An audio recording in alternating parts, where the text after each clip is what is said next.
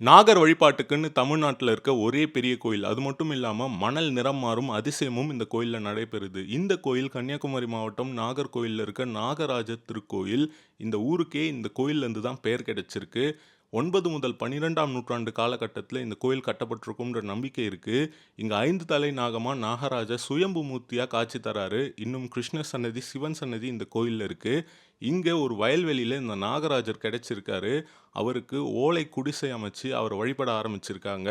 இன்னைக்கு இந்த கோயில் இவ்வளோ பெருசா கட்டப்பட்டு இருந்தாலும், இன்றும் கருவறை ஓலை குடிசையில தாங்க இருக்கு. ஆடி மாசத்துல இந்த குடிசைய மாத்துறாங்க. அது மட்டும் இல்லாம அந்த கருவறைக்குள்ள ஒரு மணல் திட்டு இருக்கு. அந்த மணல் தான் நமக்கு பிரசாதமா தரப்படுது. அந்த மணல் 6 மாதம் கருப்பு நிறமாகவும், 6 மாதம் வெள்ளை நிறமாகவும் இருக்கும் அதிசயம் இங்க நடைபெறுது. இன்னும் இந்த கோயில் பத்தியான முழு விபரம் கொண்ட வீடியோ கணேஷ் ராகவ் சேனல்ல இருக்கு. லிங்க் ஃபர்ஸ்ட் கமெண்ட்லயும் டிஸ்கிரிப்ஷன்லயும் தரேன், போய் பாருங்க.